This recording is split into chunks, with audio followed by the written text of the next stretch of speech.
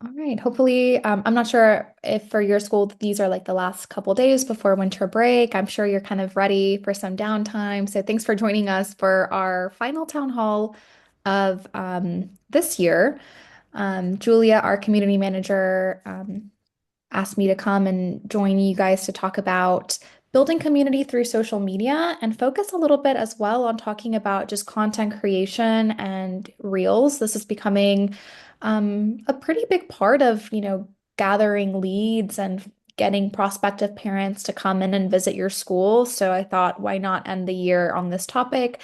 Right before we start thinking about enrollment season, because I know that when we're back in school in January. That's kind of the full swing. If you're joining us for the first time, welcome. We host these town halls every Thursday throughout the school year as a space for Montessori school leaders to come together. They work best when they're collaborative, so feel free at any point to ask questions.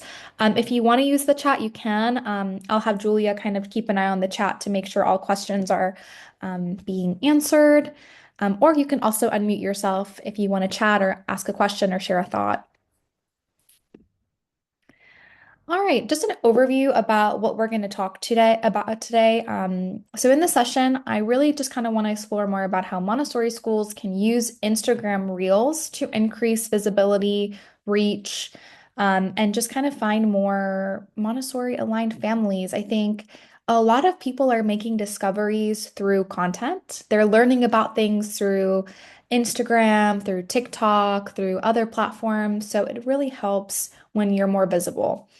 Also, how can you showcase the authentic Montessori experience in a calm way that it also aligns with your values, it feels authentic, how you can create engaging content without becoming overwhelming, or it being too time consuming to you. We know that as school leaders, typically we already don't have enough hours in the day, and sometimes content creation can seem very stressful. Um, Also, how can we optimize our Instagram presence to support enrollment growth? We know as we head into enrollment season, we want to make sure that we have people attending our open houses, we have people enrolled in our programs. How does that connect to social media? And to grow a connected online community without relying on paid ads, because a lot of Montessori schools are small, or maybe, they don't have the budget to work with paid ads, and that's fine. You can still actually get a pretty impressive reach if you're consistent with your social media for free.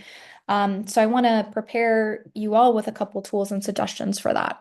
So hopefully the goal is by the end of this town hall, you'll have some practical, actionable steps that you can implement right away, or when we get back from winter break, definitely take your downtime. Um, to, start being successful on Instagram and getting more parents to notice you.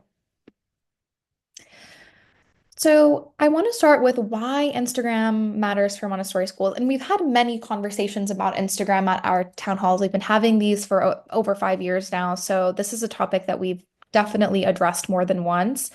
But what's been proven is that it's continuing to be more and more important year upon year. And I think that that's a trend that's going to continue at least for the near future. With technology, it's very hard to speak distant future. We don't know what's coming, but it's definitely here. It's definitely staying for now. Families are researching schools before contacting admissions. Parents research, I mean, most people research restaurants and what the food looks like before they go eat there. So they're certainly looking at, social medias for private schools, programs to see, what is the authentic day-to-day like in those schools. Um, Instagram also acts as a visual first impression. So, yes, our website is typically kind of that first impression. But what people understand is that your website is a very, very polished version of who you are. It's the story that you want to tell. Instagram is almost a space to be a little bit more authentic and to show kind of day to day what's going on in your classrooms and in your school. It gives parents a taste of what being part of the community is like. Your website is there to tell your story. Instagram is there to build community and connection and so that people can actually see what's going on. Um, Reels, which is the term that Instagram uses for short-term video content, so just short video clips, they are currently the most discoverable content format. The reason for that is typically, when you share a photo, it's great, but that typically gets shown to the people that are following you. So that's more likely than not going to be those that are already enrolled at your school. Reels are being pushed just across the platform because they want people to interact with these types of videos in the same way that people watch TikTok videos. So it's being pushed to a wider audience. So if you want to be seen by people that are not following your account, so prospective parents or parents in your local community that are out there, Reels or creating short videos is actually the best form of content that you can come up with. And it works best when they are authentic and they come from you. So they are actually of your school. Um, they are of you or someone else talking. They are of students doing work within your classrooms. So, my recommendation for this would be try your best to stay away from too much stock content or AI content because it's just not there yet. People can still identify when it's not real. Um, and try to just tell your story authentically if you can. And social media also builds trust before a tour is ever booked. So they're feeling like they're building a connection before they even walk through your doors and kind of come in for a tour or see an open house. So Instagram is not just marketing, it's actually a new part of your admissions journey. It's part of the things that parents are going to take a look at while they're researching schools, while they're comparing you to competitors, while they're deciding whether or not to come in for a tour. So it is an important element that you have to consider. So, what are families actually looking for on these platforms? So, typically, those that would be mission aligned families, they want authenticity and they want to connect with your story. So, as I mentioned earlier, please use real classrooms and not stock photos. This is not a place for anything like that, especially with today's parents. They are very sensitive to things that are created by AI and by stock photos. AI is great sometimes. It can come up with really realistic things. It can be a tool to help you create content. But if something is visibly AI, it can be off-putting because then a parent asks themselves, what does a real classroom look like if they're using AI? Why are they not using real imagery? So if you can, just go around with, a smartphone, it can be an iPhone, it can be an Android, and take videos of your environment, of your classroom. Have someone appointed in your school, maybe a parent volunteer that comes in once or twice a year and just kind of shoots content for you that you can use throughout that year. That can be a great example. Um, Capture those calm, purposeful environments.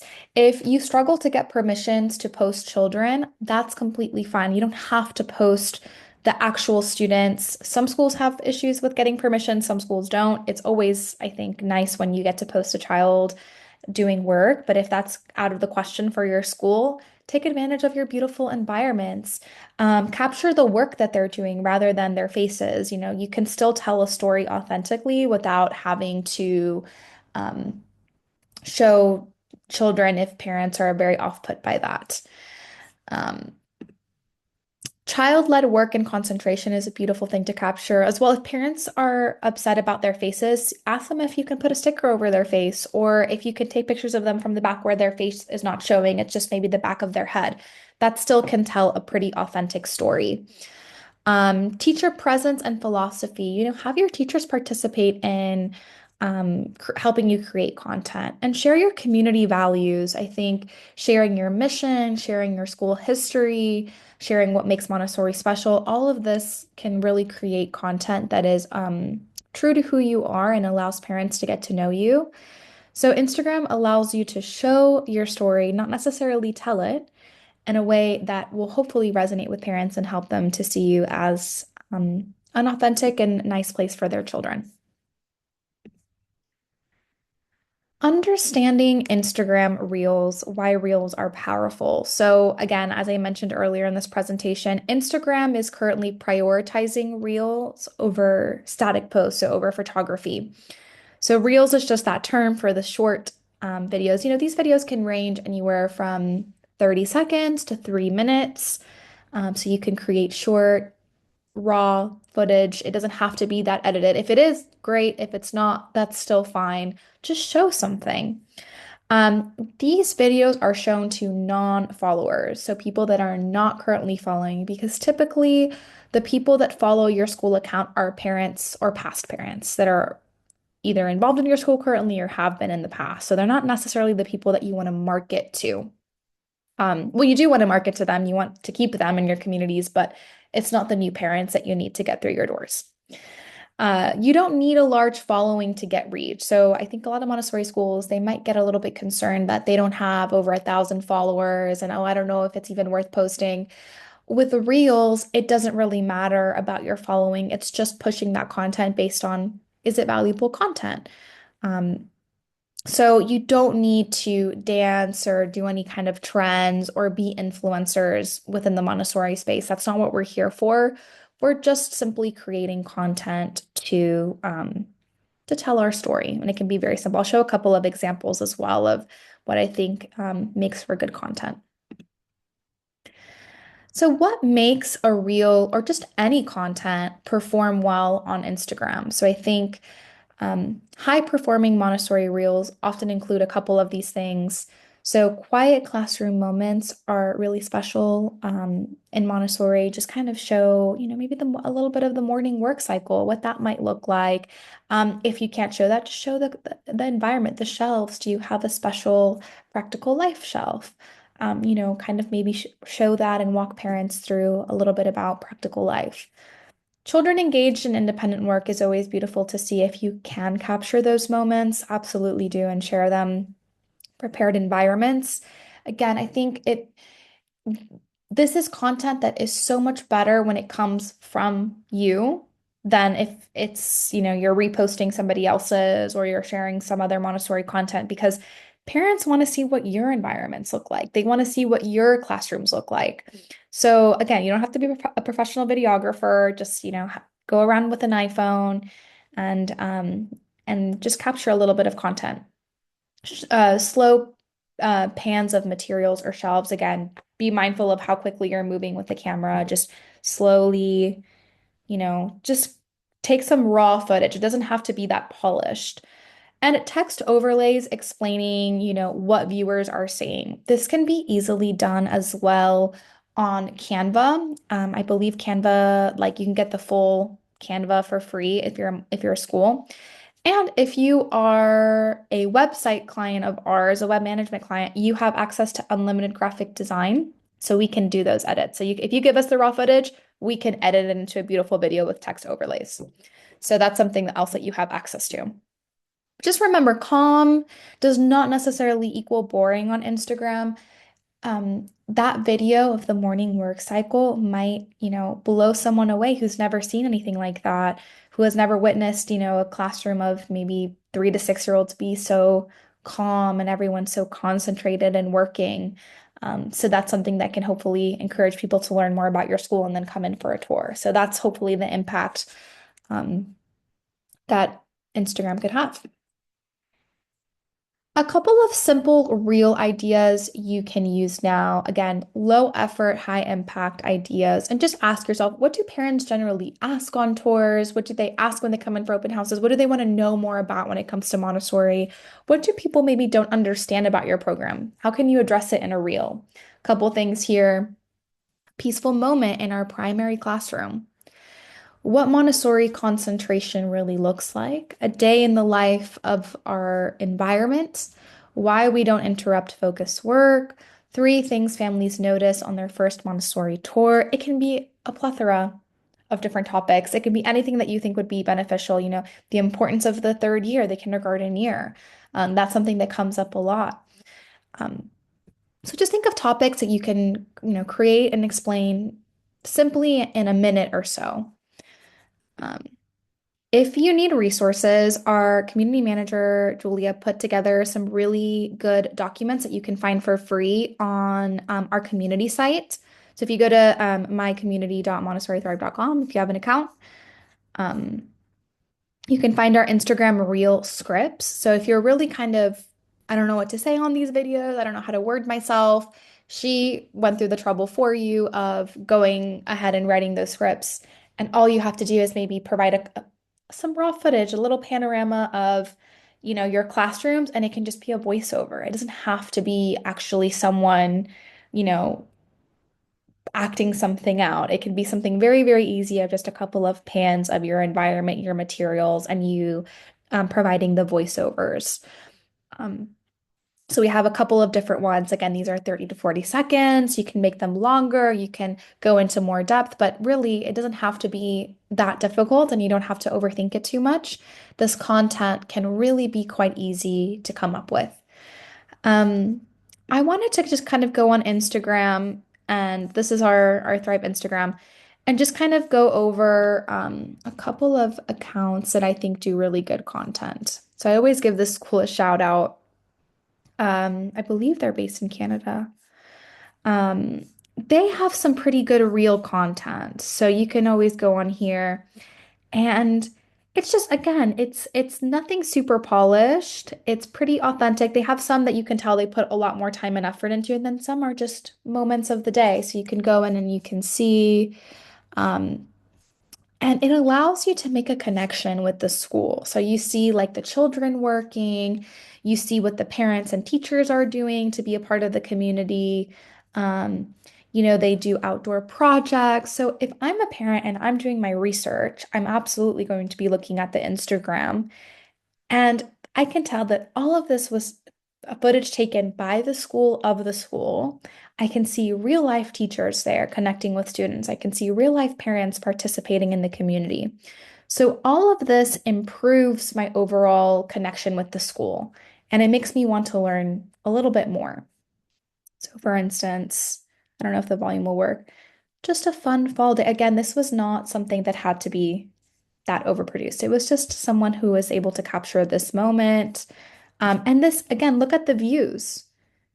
Over 2,699 views, 1,500 views. So this one had 10,000 views.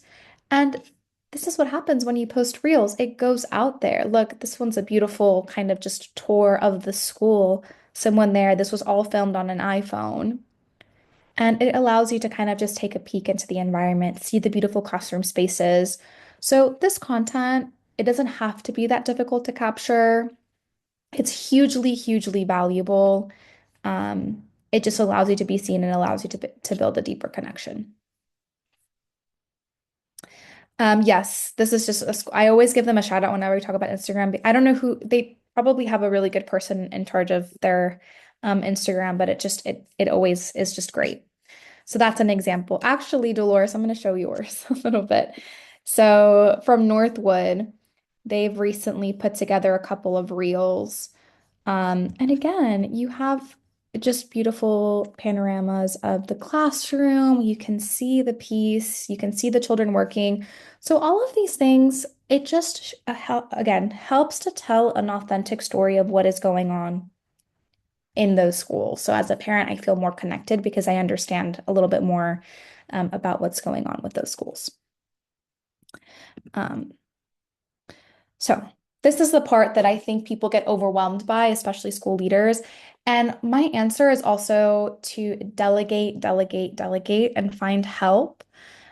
Creating content doesn't have to take over your week, and it can absolutely be realistic and sustainable. And if you're struggling with enrollment in any way, um, all marketing should be a priority, especially now as we approach enrollment season. It should absolutely be a priority because we have so many things on our plate. We have, I'm sure some schools have fundraisers, we have licensing requirements, we have board meetings, we have staff to look after, but none of it works if we don't have students. So this is the time to focus on how can we have a wider reach? Make some time, carve some time out intentionally, and it doesn't have to be that hard. I really do believe it can be realistic. And if you absolutely don't have time for it, then delegate it. Find someone on your team who is willing to do it. Find a parent volunteer who's willing to do it. Um, Creating this content is really easy. The only thing that you need is an iPhone and a free editing app. Personally, I use Canva, or if you have our services, we can edit the videos for you. Just provide us with the raw footage and the voiceovers. But film short clips at once. Get 5 to 10, again, going around the classroom, just recording with your phone. Um, doesn't have to be, something acted out, or it can just be a panorama of this one specific material. Maybe you can make a whole video dedicated to the pink tower. It doesn't have to be that difficult to produce. Again, use those text overlays and we can help you edit that, or you can use Canva. Another great editing app that is free is CapCut. They have a couple of special features for the paid version, but you can do a lot with the free version. Um, and you can reuse the same video across platforms. So when you're creating these videos, post it on Facebook, post it on YouTube, post it on Instagram, post it everywhere. The more visibility you have, the better. And it goes a long way. People do see this. I was at an open house this year where people came to the open house because they saw a reel from that school. So these things are getting out there. And they were not paying for ads. They were just posting reels.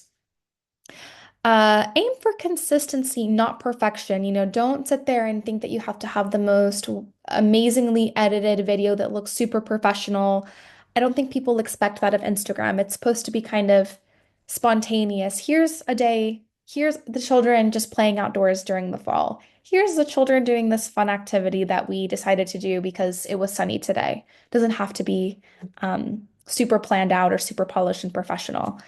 The importance is consistency. So keep up with posting. I put here 2 to 3 reels per week.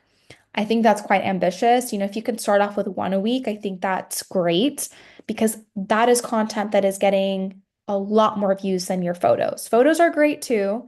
Maybe if you can post one photo carousel a week and one reel a week and they can work together, I think that's great. Um, Again, please lean into delegation. If you absolutely don't want anything to do with Instagram, that's fair enough. I'm sure that nobody went into school leadership thinking that they were going to have to, manage social media accounts.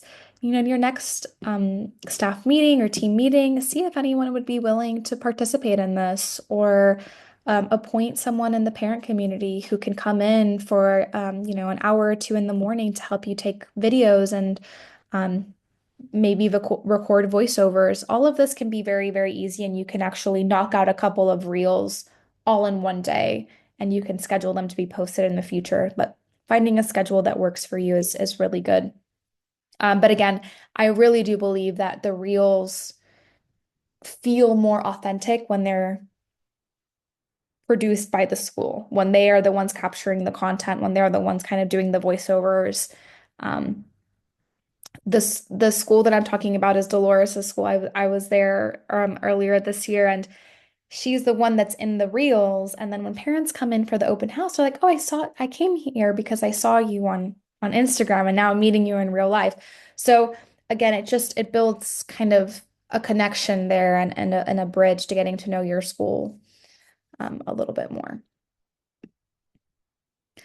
Optimizing your school Instagram profile.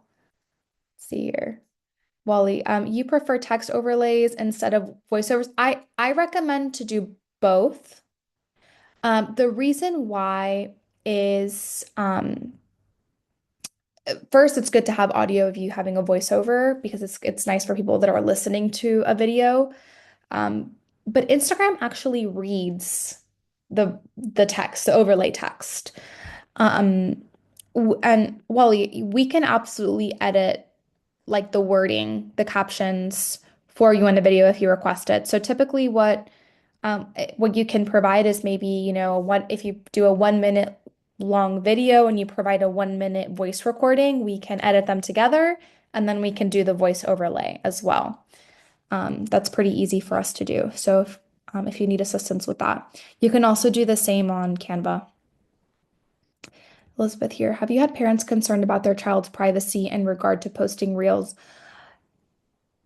Some parents are concerned. Absolutely get photo release forms. I think what helps is making that part of the enrollment process and giving them options. Say, I'm not comfortable with it at all.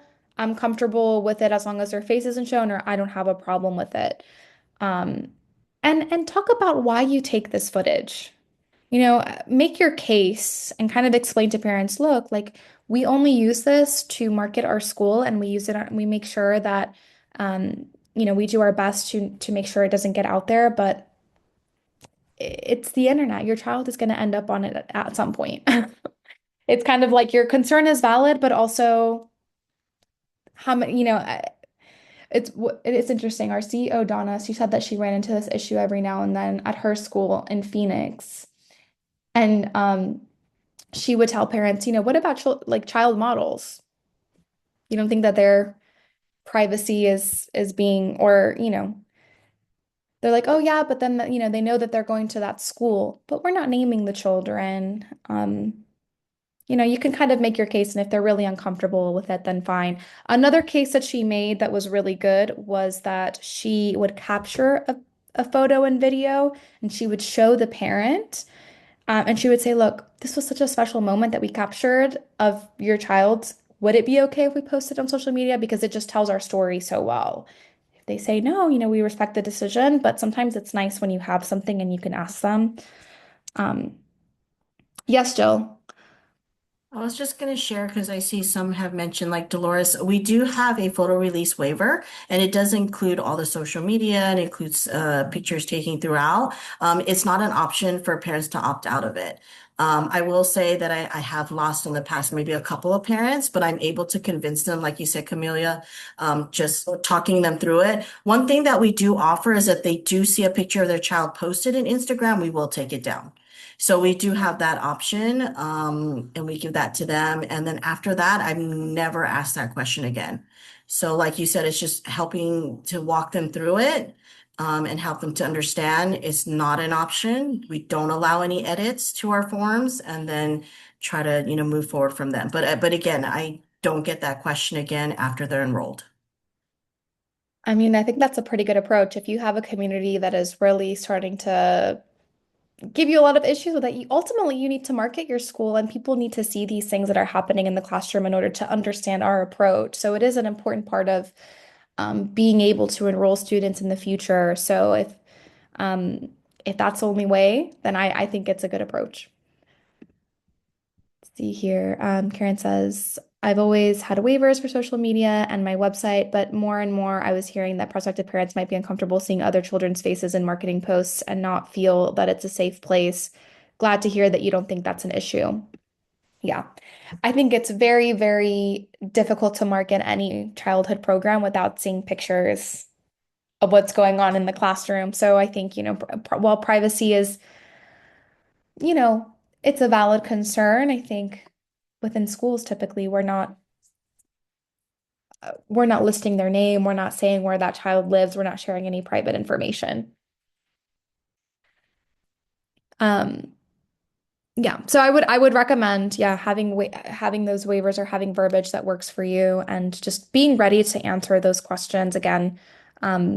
Having those answers ready for when parents bring those concerns forward, um, I think is always helpful.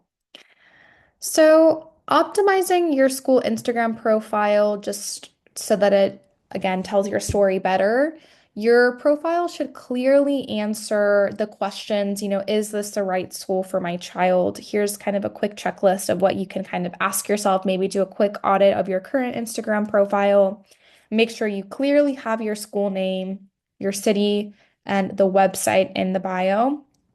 Um, Use Montessori language, but Montessori language that families will understand. So, if we're using our vocabulary phrases like practical life, explain what that is. Make sure that it's approachable information for people that don't know anything about Montessori yet. Make sure you have a website link. My recommendation would be to have a link to your website homepage, and you can have multiple links on your Instagram, and to have one that directly goes to where people can schedule a tour, because ultimately that's what we want parents to do. Um, Highlight covers are also great. So what I mean by this. So let's go back to Clover. So, whenever you make a post on Instagram, you should be also posting it to your story, which is this when you post things up here. The reason why is that this usually gets a lot of engagement, a lot of views from people. And then certain stories that you post that you want to keep kind of on your profile for longer than 24 hours, you can add to something that is called the Instagram highlights. So this will keep that content there for longer. For instance, this is their resources, and I can go and I can look at their past stories that I might have engaged with previously. And they created beautiful branded covers, so everything seems very aligned, everything seems very on brand. Um, Again, they have that they're a school. Um, they have their location or their city and their link, and they even have one more link. So they have a link to their Facebook page. I would put your homepage and then a direct link to where parents can schedule a tour. Um, so that's something that you can do to kind of make your Instagram profile more cohesive. I also recommend making the profile picture your logo. Refrain from making it a picture of your school building or something else. It should always be your logo and it should be a very, very clear image of your logo. I think that also helps a lot with recognition and kind of getting your brand out there. So make sure that those things are all part of your Instagram profile so that people, again, can interact better. Um, Getting found without paying for ads. I think that we're in the best time right now for getting discovered on Instagram without having to pay for ads because of Reels. It's really changed the game. It's really changed how people are consuming content. You don't have to pay hundreds of dollars a month to be found on Instagram if you don't want to or have the budget for it. Um, Here are just a couple of important things that you can do to increase your organic reach. So you can use location-based hashtags. So every time you do a post, Montessori Houston or Montessori New York or Montessori Washington, D.C., wherever you're based. Add text overlays because Instagram reads them. So that's why I mentioned text overlays are always great.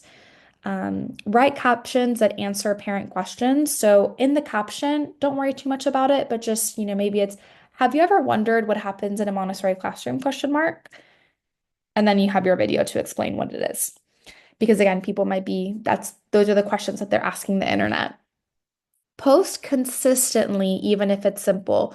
So Instagram loves accounts that post consistently. The more consistently you post, the more it goes, okay, this is a creator and they're consistently coming up with content. I need to push this content because if somebody finds this content and it resonates, guess what? This is a creator that constantly delivers. So it's more likely to push your content. As I mentioned previously, please share your reels to stories for extra reach. So post them. It takes 2 seconds. Just um, pretty much all you have to do to post something to your story is you click the post, you click here. I don't think I can do it on the desktop version. I think I can only do it on a smartphone, but I would go ahead and it would give me an option to post a story. And that's all it takes. It's very, very simple and it will populate here for 24 hours. More people are likely to see it and engage with it that way. Um, So those are a couple of things that you can do to just make sure that your reels are getting seen. And again, reels are the way to get visibility without ad spend. The same is not guaranteed for photography that you post. That tends to be a little bit more static. And the great thing about reels is you can really quickly see how many views they're getting. So it just goes to show that it's getting a lot more visibility than photography. It just is. That is the content that's being pushed right now. Let's see here.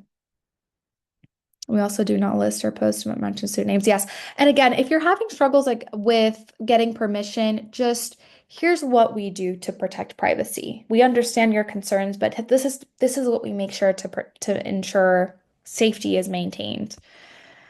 Bree here asks, are hashtags a thing anymore? Heard that they're not effective. So there's always kind of it's always changing. The reality is that there's no guarantee that a hashtag is going to automatically make your video more successful. What has been found is that using a lot of hashtags has a negative impact. Using none, it makes it a little bit more difficult for Instagram to know what your content relates to. There's like a sweet spot And if you use 3 to 5 hashtags, so that's what I mean. You don't have to overthink it. Use hashtag Montessori your city, hashtag your school name, and then maybe if the video is about primary, you can put Montessori primary program and call it a day. You don't have to, think of 10 to 20 hashtags. You can keep it simple. Um, I think that always helps to just kind of label it without confusing it with, a whole plethora of different hashtags. Um, all right. Building trust through social media. I think this is probably what it really comes down to for parents. So, social media supports enrollment when it reduces uncertainty for parents. They're getting a sneak peek of what the school is like. What is day to day like? Your website, as I mentioned, is very polished. They're seeing kind of the story that you want to tell. Instagram is just, raw footage of here's what's going on in our classroom today. It doesn't have to be polished. Here we are.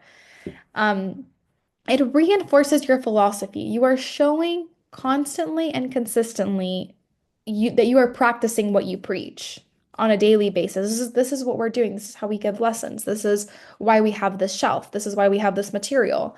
And it allows parents to learn and take a deeper dive. It prepares families before tours. I think and I can speak because I'm part of this generation, but like millennials and and Gen Z, they're an anxious generation. They've had to deal with a lot.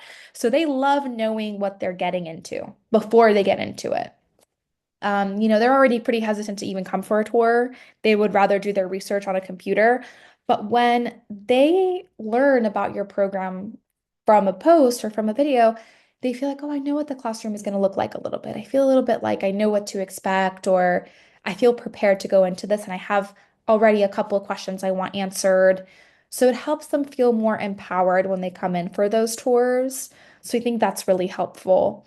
And it reflects your school culture accurately. It was really interesting. I was listening to it was a YouTube video that was posted about someone talking about the data that they've collected of how parents end up enrolling, like what are the driving forces there.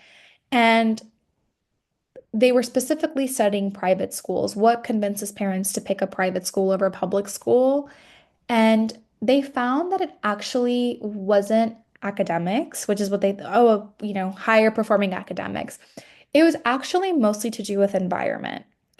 Um, so I feel that if a school can tell the story of their environment very well and very thoroughly, then that will create the connection necessary for a parent to enroll. You can talk about data, you can talk about, academics as well when those parents come in, and there are parents that are really concerned about performance.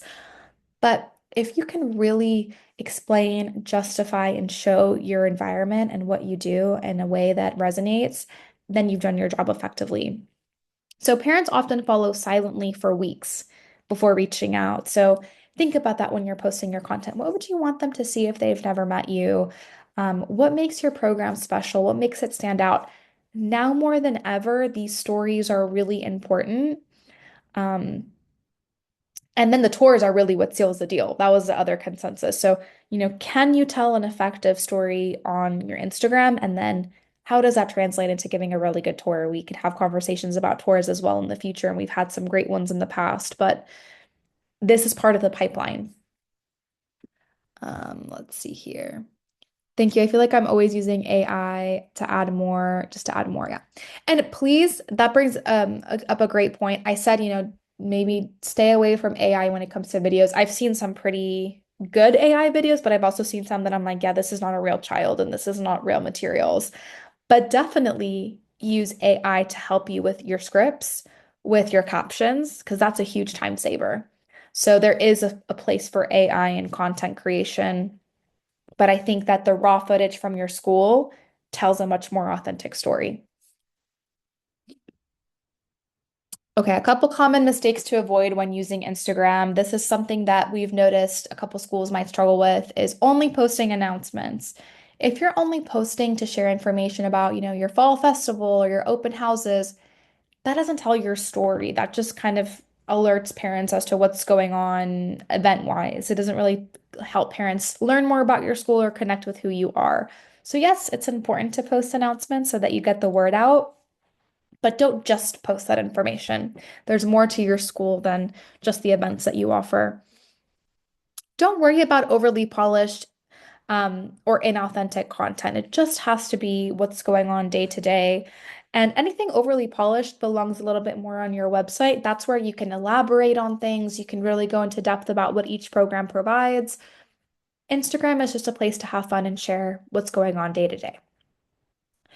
Trying to copy non-Montessori trends, I think that's also great. We don't have to worry about that. We don't have to worry about keeping up with Instagram trends or songs that are popular. That's not really the realm of what we're trying to achieve. We're just telling parents who we are. We can keep it very simple. We don't have to come up with the strategy of, oh, this is a new trend we need to hop on. We don't.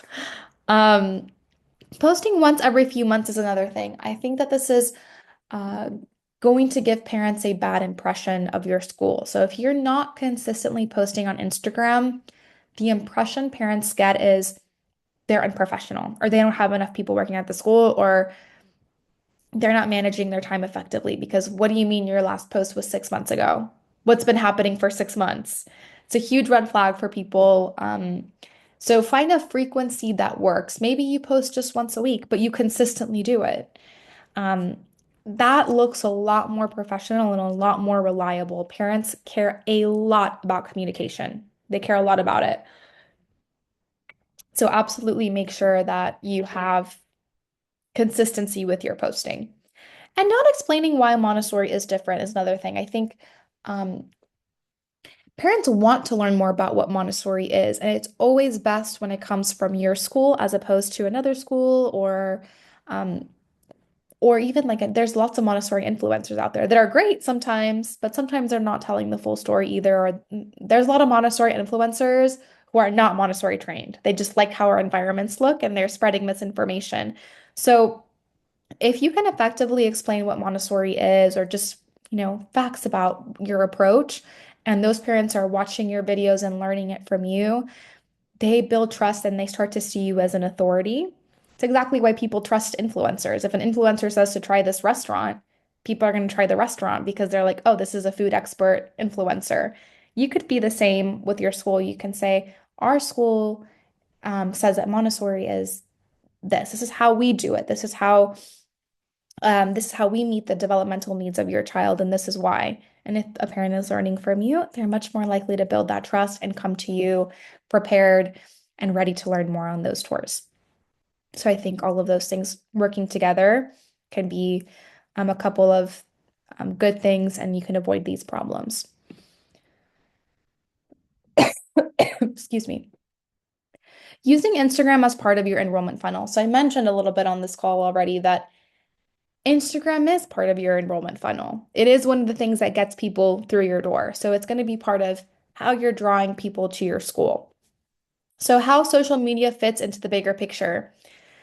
Typically, they will either come from Instagram, from your websites, from a flyer, from a brochure. They'll see you somehow, and hopefully that will lead them into a tour. If they're discovering you on Instagram, which we're learning is happening quite frequently, um, your Instagram should be inspiring them to click on your website so that they can learn more about your school. That's where they can easily make the conversion to book a tour and then they can enroll, hopefully. So each step should feel aligned and intentional. Um, on your Instagram reels, you can put, click on our website to learn more. Or at the end of your reel, you can say, please click on our website to schedule a tour now and come meet us and see for yourself or come observe our classroom. Um, so each of those steps should feel aligned and intentional. They should all kind of connect. You want to also tell a consistent story. Is the story you're telling on your website the same as the one you're telling on Instagram? Are the materials the same that of the ones that you're showing on your website? Are the environments pictured similar to the ones on your website? Is everything fitting together smoothly and consistently? Because parents pick up on those things. Um, all of those are considerations that you would have to make. And start simple. I wanted to provide a couple of action plans, things that you can actually do, and you don't have to do them before the winter break, But maybe, this can be a resolution for the new year come January 2026. A couple of things that you can do to kickstart kind of growing your Instagram presence and reaching more families. Film 3 short classroom clips this week or in the new year. Again, they can be 30 seconds, they can be a minute. It doesn't have to take very long to shoot them. Post one reel explaining a Montessori concept. It can be any concept. It can be about the importance of the kindergarten year. It could be about mixed age classrooms and their benefits. It can be about the morning work cycle or uninterrupted work cycles. It can be about a plethora of different things, whatever you think would be most important or relevant to your community. Make sure your bio, so what is up here, it has all the information I listed earlier. It has your school name, your location, your website. It also helps if you put like what programs you have, what ages you serve. So make sure that is there. And try to stay consistent for 30 days. So for 1 month at least, aim to post 1 to 2 times a week. Small steps. It can be maybe you're posting one reel a week and one photo a week. So that's your 2 posts a week, and you're doing that for 30 days consistently. Um, you can also, what I find is really helpful with content is if you sit down for maybe like an hour or two, you just record all the content. You chop it up really quickly on Canva or edit it. Again, you can record a voiceover on your smartphone, throw together a 30-second clip. You can create probably 5 in an hour. If you don't want to do this again, delegate. Feel free to delegate it to someone on your team or a parent volunteer. And they could send you all of the posts for the next month or two, all in one go. And then you don't have to worry about it for another month or two. And again, it's hugely, hugely valuable because people are finding you this way and people are going to come to your school and connect with you on a deeper level if you're out there and you're sharing content and you're informing people on Montessori. Um, so those are recommendations that I would make. Just a couple final thoughts before we open it up for just general discussion is that um, you don't need to necessarily think of it as marketing. You don't have to market your Montessori school. You just need to show it. Montessori marketing is just parent education. It's just showing parents what you're offering and informing them about the benefits of Montessori. If you can do that effectively on this platform, it's just another way for parents to find you. I think the consensus has been over the past year, schools are facing new challenges. They're competing with free TK programs. They're losing kindergartners. They're struggling with enrollment. And these are patterns that we're seeing in every state, just across really the whole of the US. A couple of new challenges for Montessori, but I don't think that they're impossible ones to overcome. I think that if we can tell our stories well and authentically, we can hopefully reach those parents and allow them to see kind of the bigger picture of what we're doing. Um, Authentic moments resonate the most.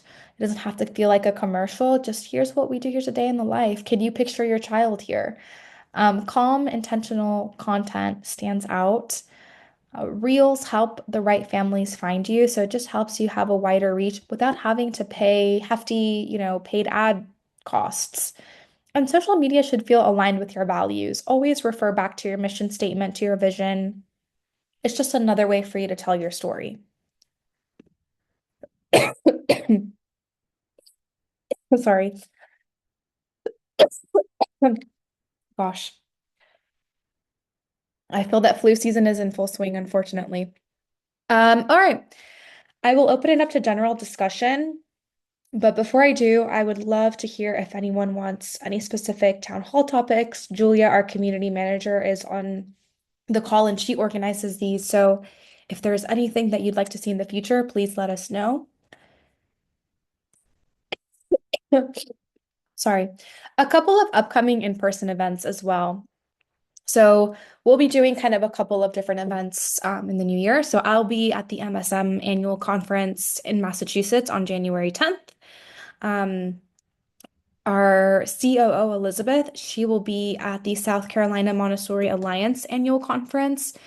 on January 30th. We're actually hosting a free mingle session with complimentary drinks following the conference. So if you want a place to hang out with your staff and just kind of meet other school leaders and enjoy some free drinks, join us on January 30th in Charleston. And then February 13th to the 16th, our CEO and owner, Donna, is going to be at the AMI Montessori Experience Refresher course in San Diego. She'll have a table there. Come say hello. She'll be kind of just meeting other Montessori school leaders, seeing, what's going on in the AMI space. And then in February, the 20th to 21st, our community manager, Julia, will be at the Association of Illinois Montessori Schools annual conference.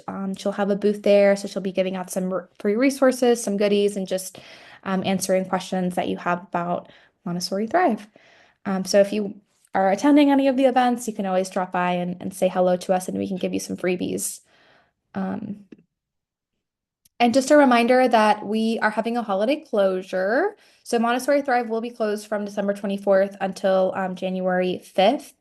And our town halls are going to resume on January 8th. So after this town hall, we'll see you in the new year.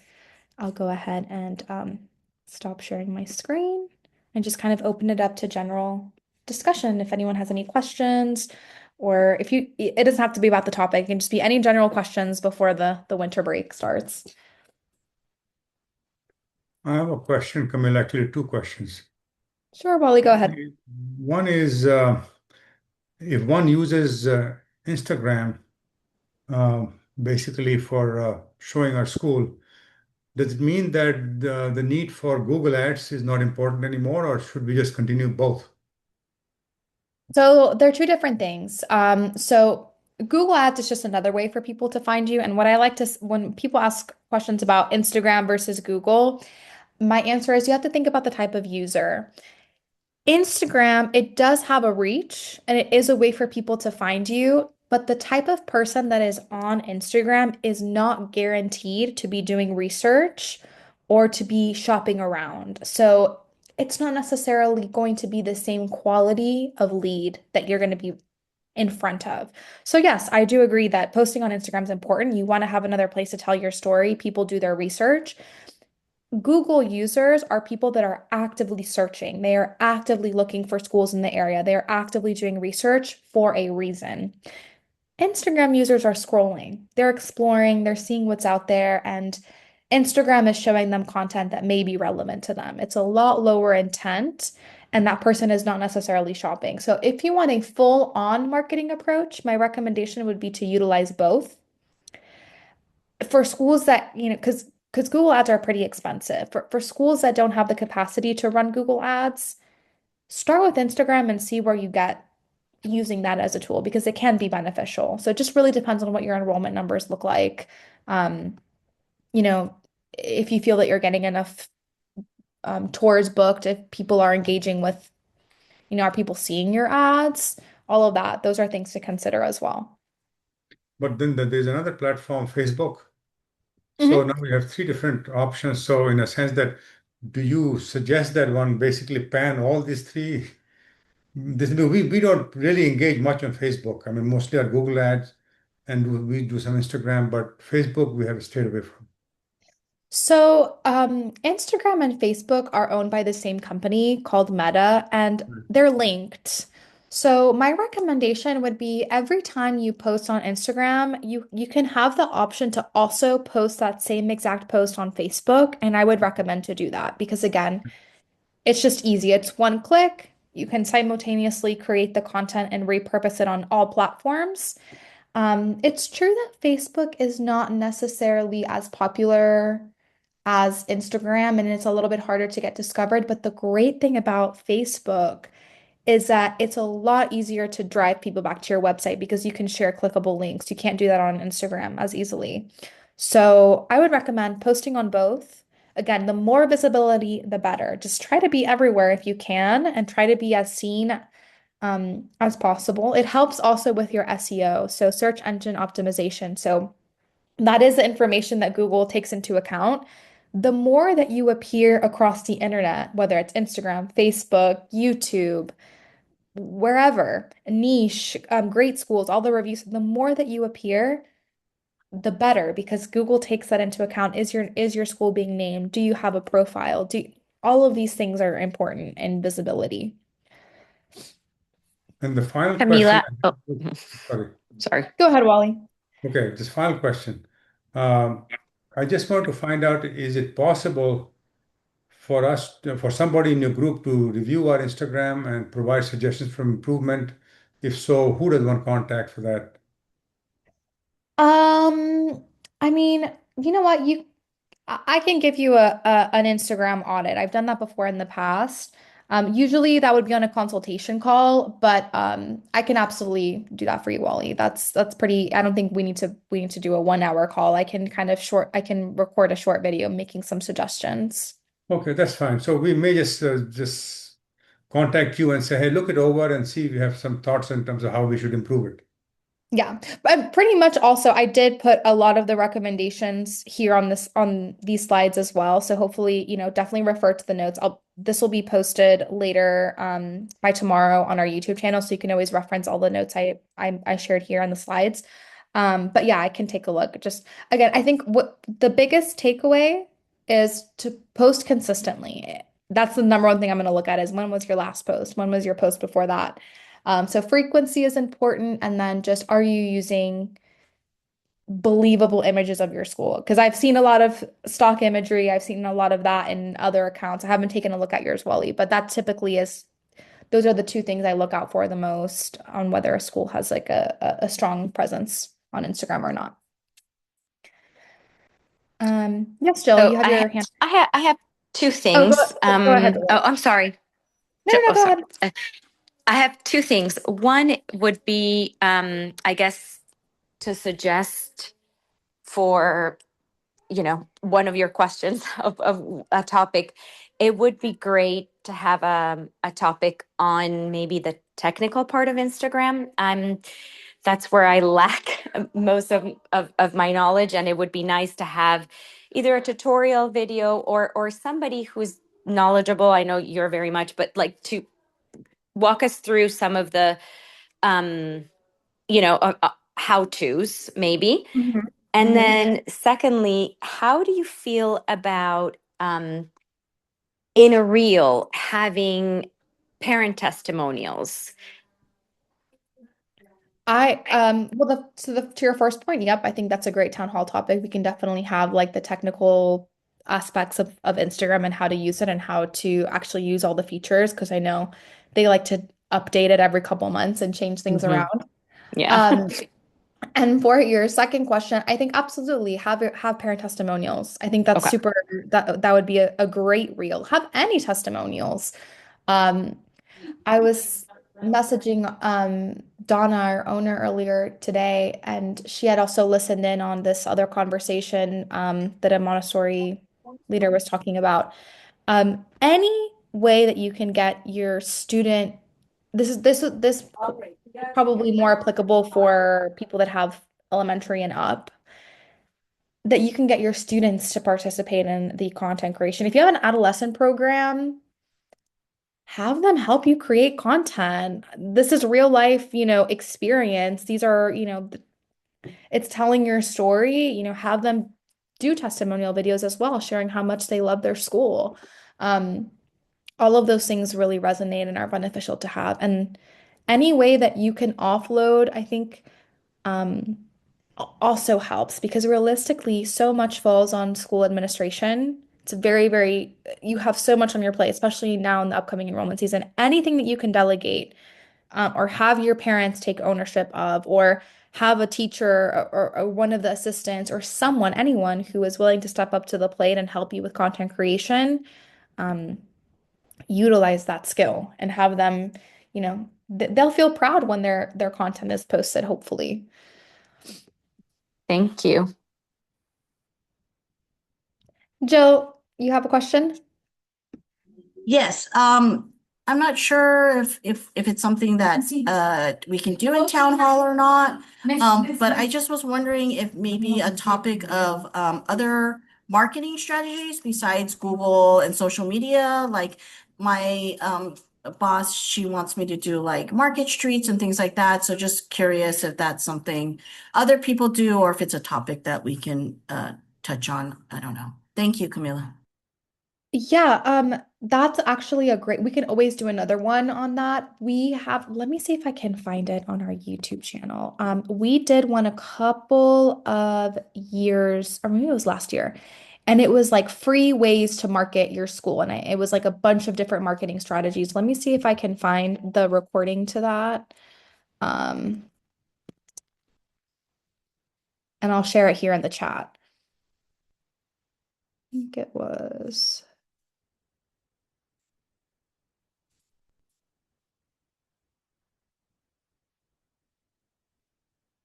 For some reason, I'm not finding it. Hold on.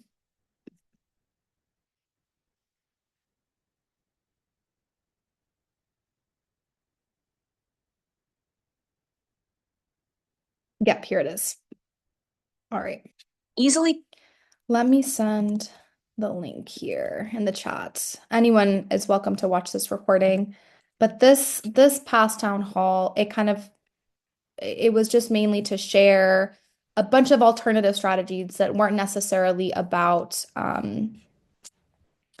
Google ads or paid advertising. There are lots and lots of ways to market. And actually, I refer to it as grassroots marketing a lot in this video, but just kind of like the old school marketing methods are still really effective, like, sending postcards, direct mail, brochures, um, word of mouth marketing, referral programs, all of those things are really beneficial. And then a huge part of marketing as well for schools that doesn't really have to do with paid ads is retention marketing. So, what are you doing to make sure that you retain your current families as well? So, parent education nights, having parents more involved in the community, because that's how you can prevent them from leaving for the kindergarten year or leaving for later programs. So, both of those things are important. So, those are good town hall topics for how to have in the new year as well. But I just wanted to share that video because I think it's relevant. All right, any other questions?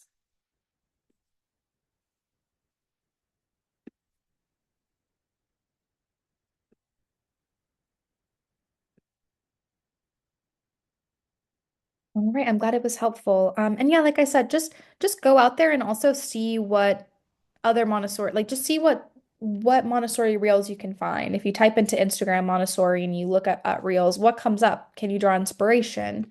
Um, Just start posting content.